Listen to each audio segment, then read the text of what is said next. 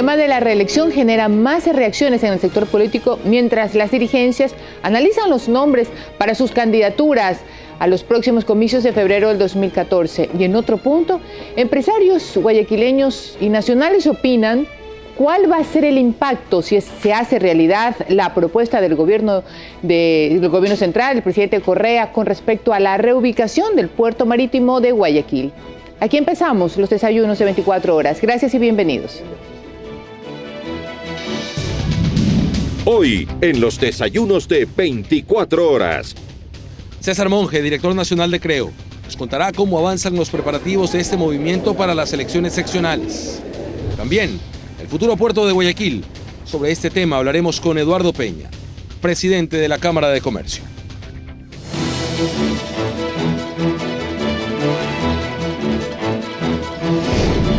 Aquí empiezan los desayunos de 24 horas.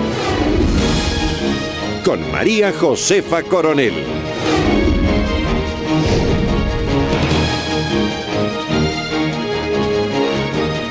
Síguenos en Twitter, @desayunos24.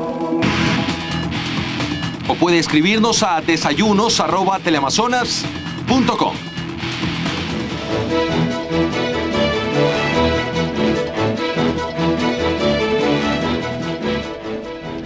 El ex candidato presidencial y máximo dirigente del movimiento Creo, Guillermo Lasso, recordó que la Constitución reconoce la reelección. Por lo tanto, dijo, hay que respetar este precepto constitucional y no manosearlo de tiempo en tiempo. Lasso anotó que el derecho a presentarse a una reelección ya la utilizó el presidente de la República y ahora les toca a más de 200 alcaldes del Ecuador optar por ese derecho y a la posibilidad de presentarse a una reelección más.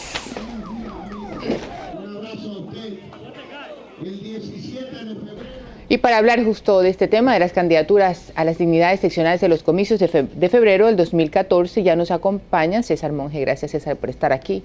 La política no lo deja irse, le gustó mucho la política, usted gustó de la política y la política gustó de usted. Amor sin poderse separar.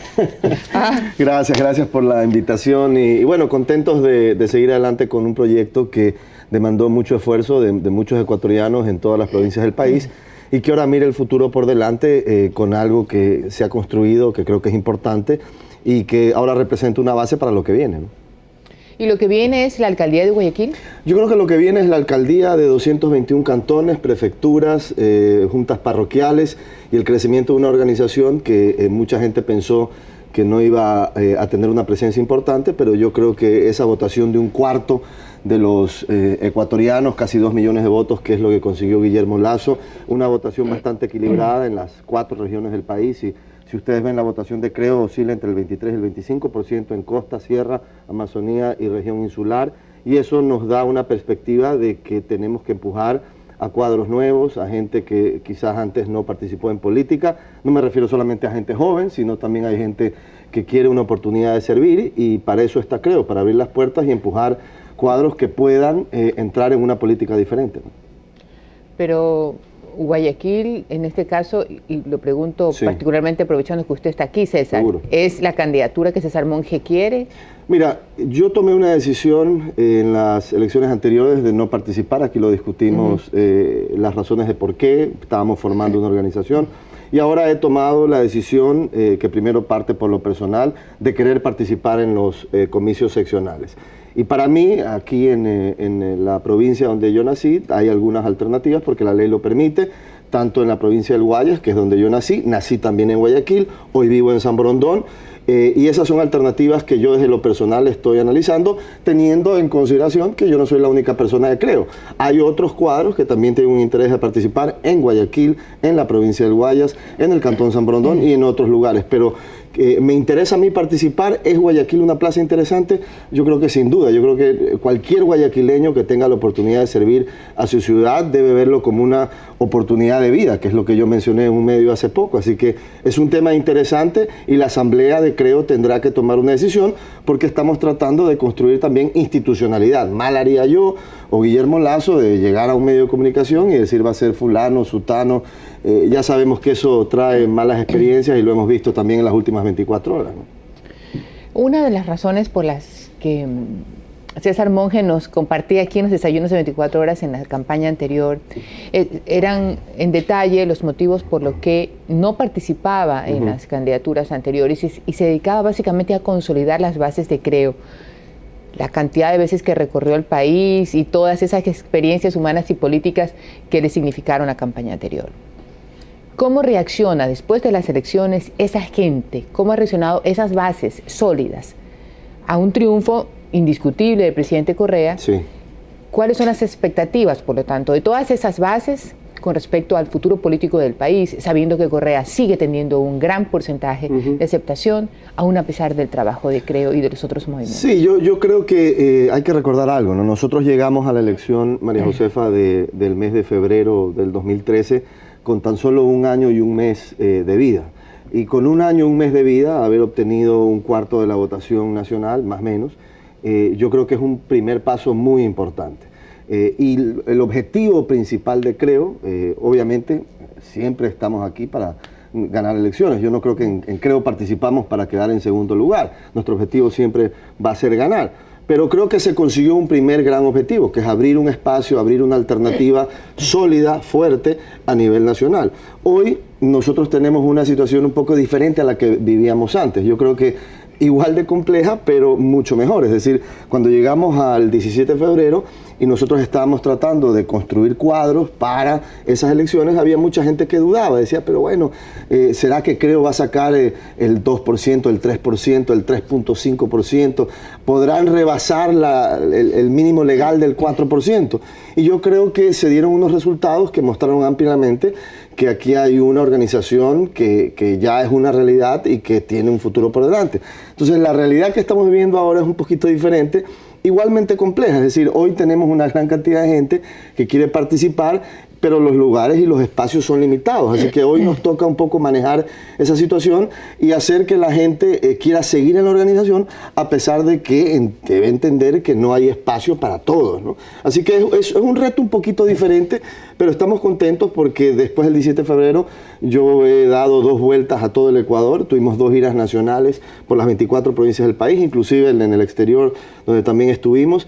Y hay un gran entusiasmo porque definitivamente, ante el debilitamiento de una gran cantidad de organizaciones políticas, partir de cero y llegar a donde hemos llegado en una tendencia al alza, y yo creo que eso lo que genera es mucho optimismo. En Quito no les fue mal en estas elecciones. Tengo la impresión de que en Quito no les fue mal. Hubo un par de asambleístas ahí que sin duda llegaron a donde están por el voto de la capital y ciudades alrededores, y no suena ninguna posibilidad o ningún nombre para la alcaldía de Quito. Yo no sé hasta qué punto Quito está contento con el alcalde Barrera. Yo no vivo en Quito y sería injusto hacer un comentario más allá de las tardanzas en Tababela, que esa es otra. Pero lo sufrimos todos, así que creo que tenemos algo de derecho para hablar de eso. Quito no se merece nada que incomode, digo yo. Una hermosa ciudad. En todo caso, no suena otro nombre que no sea el mismo Barrera. Creo está pensando en alguien para ser alcalde de Quito. Efectivamente, en Quito nos fue muy bien. Yo diría que en Pichincha nos fue muy bien. 5 de los asambleístas de Creo residen en la ciudad de Quito, y eso un poco nos da una idea de que existió una aceptación interesante. La votación de Guillermo Lasso también fue importante en la ciudad de Quito, y sí estamos trabajando para poner, o yo diría, darle a Quito una alternativa. Lo que pasa es que el trabajo de Creo quizás es un poquito diferente a lo que hemos visto quizás en otras organizaciones, donde salen sus líderes y dicen, aquí está esta persona o esta otra. Nosotros somos muy respetuosos de, primero, la organización interna, de los procesos internos. Hay un código de la democracia, eso también hay que respetarlo. Y nosotros hemos venido trabajando en Quito. Es más, este sábado vamos a estar en la ciudad de Quito para hacer una posesión política de las estructuras parroquiales, las estructuras cantonales, y esto lo que denota es que se ha venido trabajando. También hemos venido pensando en cuadros. La estructura de Quito y la estructura de Pichincha ha venido trabajando en aquello, pero en su momento la Asamblea tendrá que escuchar estas propuestas y hacerlas públicas, pero no quisiéramos nosotros ¿Tienen fecha para esto? ¿Tienen fecha para este trabajo interno, un calendario? Absolutamente. ¿Cuándo se van a tomar esas Nosotros decisiones? vamos a muy probablemente tener nuestra Asamblea Nacional, yo diría que la última semana del mes de septiembre. Recordemos que la inscripción de las candidaturas sucede entre octubre y noviembre, así que hay tiempo. Lo importante, lo más importante para una organización política, María Josefa, es no parar de trabajar en las estructuras, ¿no? Y de alguna manera también generar eventos para que la gente que está viendo con atención a la organización diga: mi organización está trabajando. Esta semana tenemos uno en Guayaquil, el día jueves tenemos un gran evento de afiliación de jóvenes aquí en Guayaquil, el sábado vamos con Guillermo Lasso a Quito para ser parte de lo que la familia de Creo en Pichincha va a hacer, que es seguir construyendo su estructura. Es cierto, hablando de Guillermo Lasso, que se está haciendo algún sondeo para ver qué dice Guayaquil si supuestamente él pudiera aceptar ser candidato a la alcaldía. Mira, yo creo que eso parte primero por una decisión personal. Evidentemente, cuando tú tienes una organización donde hay un líder que ha obtenido 2 millones de votos de los ecuatorianos, hay mucha gente que se entusiasma y entonces piensa que ese líder puede también intentar ocupar otros espacios. Nosotros hacemos sondeos permanentes en todo el Ecuador, no solamente en Guayaquil. ¿Y qué dicen los sondeos con respecto a Lasso? Bueno, es que no hemos hecho sondeos realmente de Guillermo Lasso como candidato a alcalde de Guayaquil.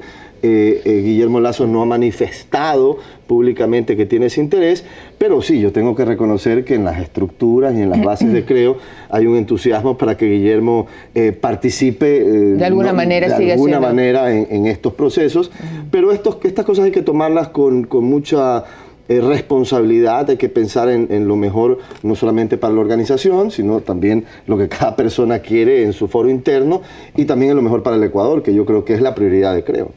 Una de las o de los objetivos de las organizaciones políticas, independientemente de esa gana de ganar cuando hay elecciones que todo el mundo tiene, que le gusta competir en el campo político, es también darle un mínimo de conocimiento a las personas o mínimos espacios para una reflexión y un pensamiento crítico con respecto a la democracia.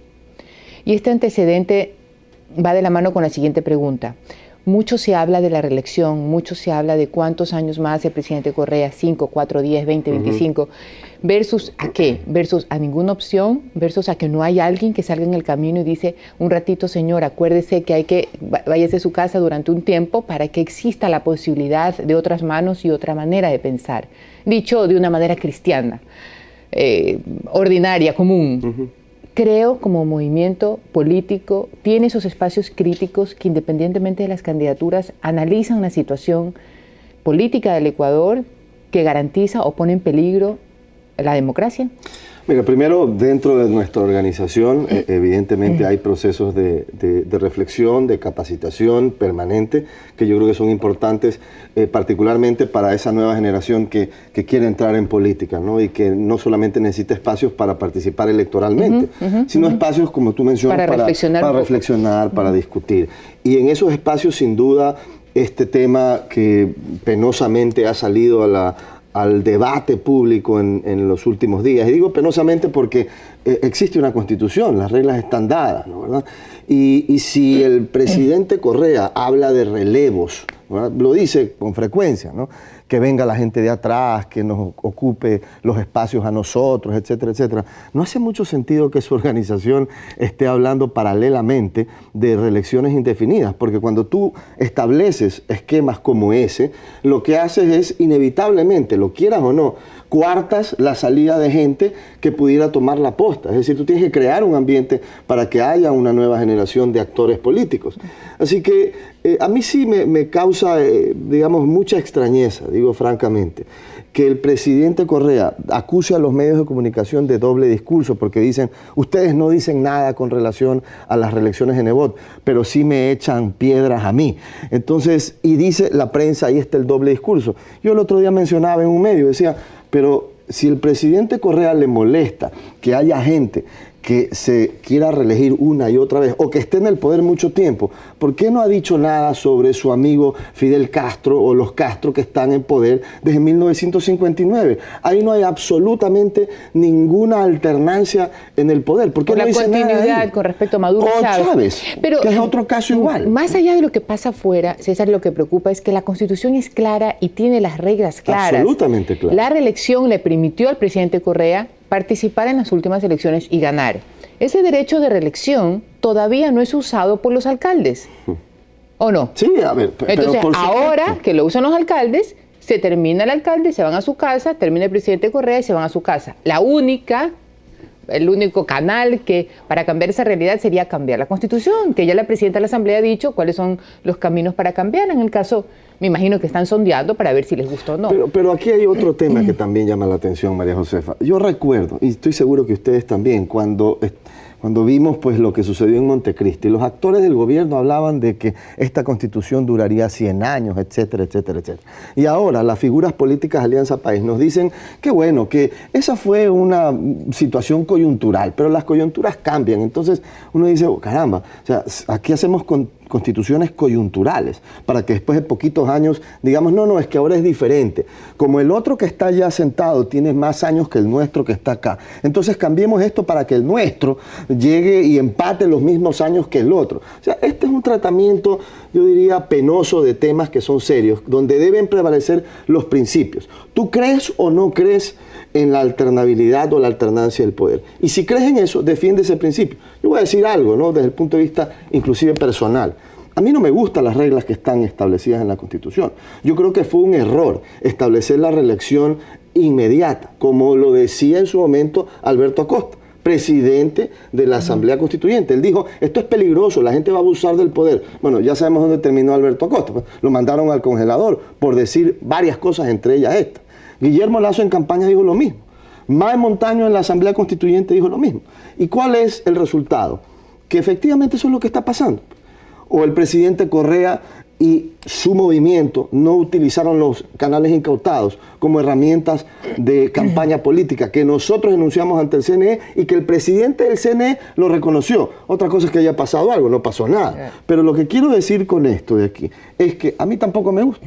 Es decir, en el cantón donde vives tú, María Josefa, hay un alcalde que tiene 17 años y que pretende elegirse para tener 21 años en el poder. No, pues. O sea, yo creo que eso es hasta impresentable. Pero si aquí mismo, ¿cuántas veces nos criticamos en esta pantalla y en este canal de televisión que el señor Nicolás Lapenti tenga 15 años siendo prefecto de Uruguay, independientemente de qué camiseta y qué lista tenga? Pero ¿no? El responsable de ese sistema perverso, ¿no, verdad?, que además admite abuso, se llama Rafael Correa y Alianza País. Ellos establecieron ese sistema a pesar de que se les advirtió. Ahora, ese sistema creado por ellos no les gusta y entonces, bueno, vamos a cambiar esto, que ya no es constitución, sino que es un documento coyuntural. Yo creo que eso no es una manera seria de tratar las cosas. Yo creo que sería bueno si algún día sean lo suficientemente fuertes para sincerar al pueblo y sincerarse a sí mismo, diciendo que esto es un nuevo régimen, muy lejos de la democracia, en el entendido de las diferencias e independencias de poderes, sino que nace un poco del sentido, llamémoslo, de las buenas intenciones que pueda tener quien se ve a sí mismo como un líder,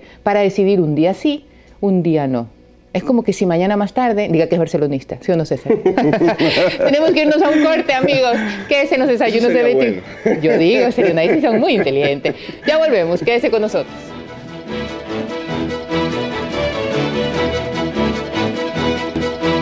Los planes del gobierno para el puerto marítimo de Guayaquil generan dudas en el municipio de la ciudad. El alcalde Nebot le respondió al presidente Correa ante lo dicho el pasado sábado de que no se quiere afectar la actividad económica de la ciudad.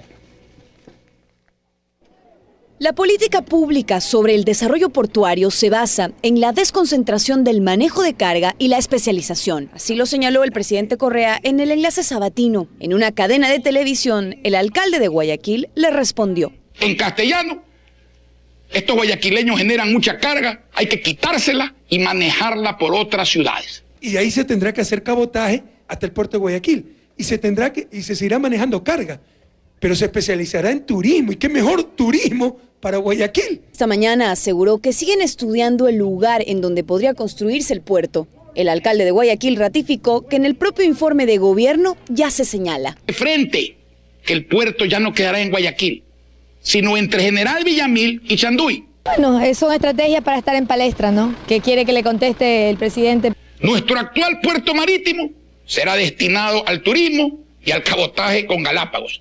El nuevo puerto marítimo no estará en el Cantón Guayaquil. El puerto privado de aguas profundas de Pozorja no se seguirá construyendo y se construirá otro con dinero público en Manta. Estamos velando por Guayaquil. Ustedes no están velando por Guayaquil. Ustedes lo que quieren es velar a Guayaquil, asistir al entierro de Guayaquil. El alcalde miente por estrategia política porque está asustado. Ya le vamos a responder técnicamente en su momento. Las cámaras de comercio, de industrias y de turismo de Guayas y Guayaquil también se pronunciaron. En un mensaje publicado en algunos periódicos nacionales se señala la importancia de la carga que recibe Guayaquil y la necesidad del dragado en el canal de acceso que le correspondería al gobierno central. Creer en el puerto es creer en Guayaquil, puntualiza el comunicado. Natalie Toledo, 24 horas. Para analizar este tema ya nos acompaña Eduardo Peña, presidente de la Cámara de Comercio de Guayaquil. Buenos días, Eduardo. María Josefa, buenos días. Y este tema sin duda genera muchísima polémica porque los que vivimos en Guayaquil sabemos exactamente que cuando se habla de Puerto de Guayaquil se habla de miles y cientos de miles de familias que están involucradas y que se sostienen directa o indirectamente económicamente de esta ubicación geográfica por el puerto. ¿Qué va a pasar si el gobierno se lo lleva a Chanduy? A ver, asumamos que Chanduy es la nueva locación del puerto. El señor que opera la grúa, que vive en Guayaquil, va a tener que irse todos los días a Chanduy. Chanduy tiene una población de 15.000 habitantes más o menos y son ebanistas en su mayoría. Tendrá que ir todos los días a Chanduy. Cuando va al puerto de Guayaquil, se va en la metrovía, le cuesta 25 centavos. Cuando se va a Chanduy, le va a costar pues $3. Terminará mudándose a Chanduy entonces. O a Santa Elena, o a Salinas, o a Progreso, o a algún lugar que le quede más cerca, pero aún así tendrá que realizar un viaje diario de una cantidad mayor de espacio. Entonces, ese desplazamiento que le cuesta tiempo y dinero extra, hay que calcularlo, multiplicado por los miles de empleados que tiene el puerto, empleados aduaneros, empleados que manejan grúas, empleados que manejan camiones, los señores que le dan los mantenimientos a los camiones, porque acuérdate que esta es una ciudad que tiene 478 años siendo puerto, ha desarrollado toda una infraestructura paralela al puerto, que tenemos que nombrarla, porque el puerto no es simplemente un muelle en el cual tienes dos grúas, o sea, tienes silos de alojamiento, o sea, silos para almacenar granos, que tienes que construirlos en el nuevo puerto. Tienes toda la estructura de los muelles, que son muelles reforzados para soportar cargas importantes. En Chanduy sería un puerto no abrigado, es decir, las mareas van a afectar, las olas van a afectar los movimientos de carga y descarga, lo cual lo hace un poquito menos competitivo que el de Guayaquil, que es un puerto abrigado. El resto de la infraestructura vial que requiere el puerto para entrar y sacar la carga, también hay que desarrollarla.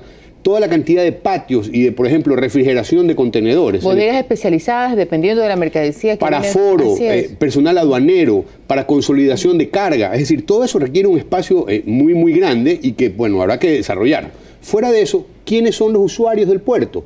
Es la empresa privada. Entonces, bien haría el gobierno en oír qué opina la empresa privada.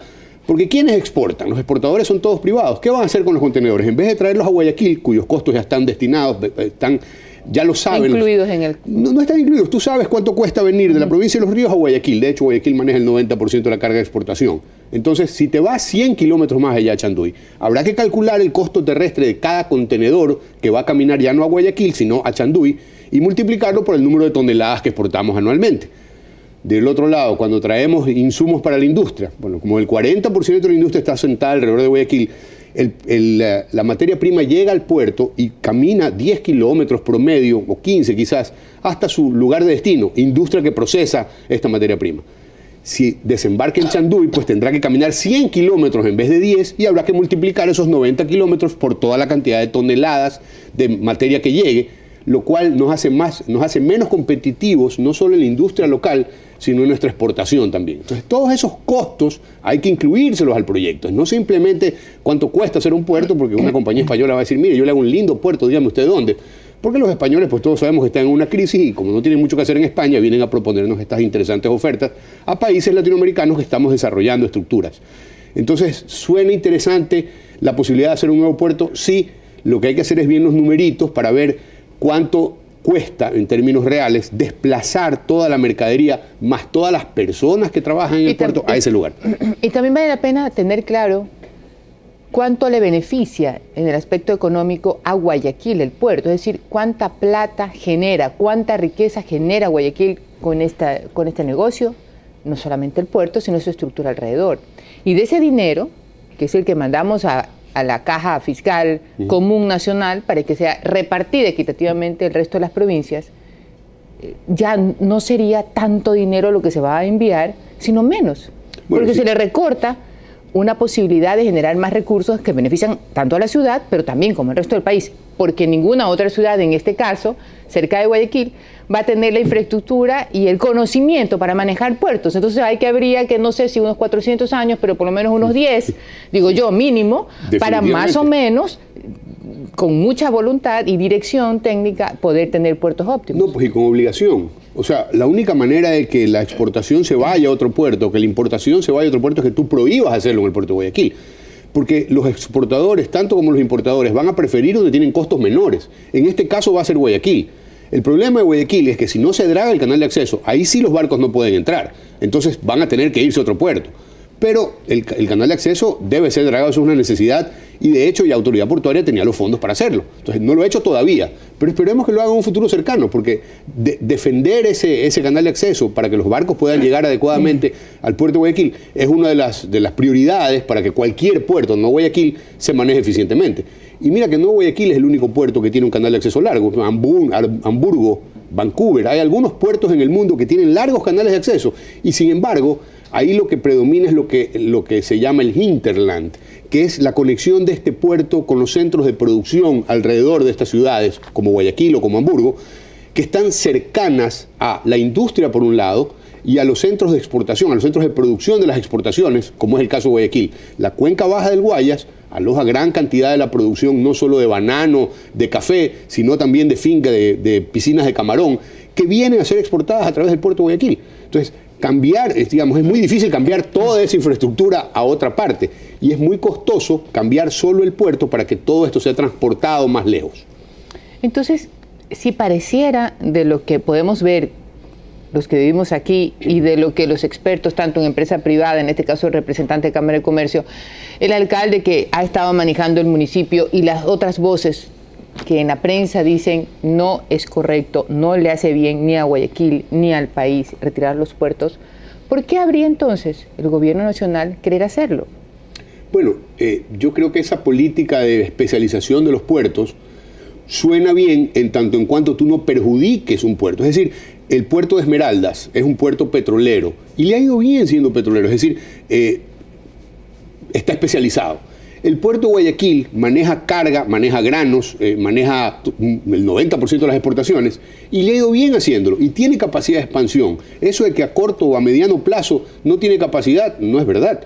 El puerto ha soportado hasta hoy de manera adecuada todo el tráfico que el país ha requerido, porque es el puerto principal del país. Entonces, a mediano plazo lo va a hacer, siempre y cuando se reúnan las condiciones de dragado que requiere su canal de acceso. Entonces, no hay por qué aterrarse, porque, repito, este proceso... Un dragado que según el alcalde cuesta una cantidad y según el gobierno cuesta otra.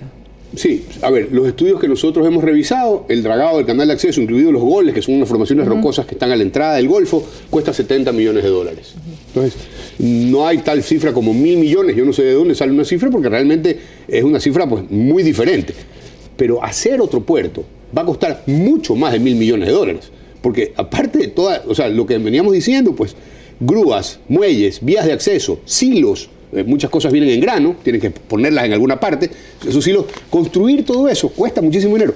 En vías de comunicación, bueno, imagínate la cantidad de dinero que hay que implementar pues, en vías y vías de tráfico pesado, porque son vías tipo perimetral. Claro, esto es toda una vida, son casi 500 años. Así es, 478 exactamente. Nosotros nacimos puerto desde que los piratas nos atacaban. Los astilleros son históricos en Guayaquil. Es decir, para nosotros los guayaquileños, el puerto tiene una connotación histórica que, como decimos en el comunicado, es parte de la esencia de Guayaquil. Y para nosotros los guayaquileños y seguramente para la mayoría de los ecuatorianos, construir cosas buenas no significa destruir las que funcionan, porque eso no tiene absolutamente ningún parentesco con un amor al país. Despedimos este programa. Quédese con nosotros. Gracias por acompañarnos.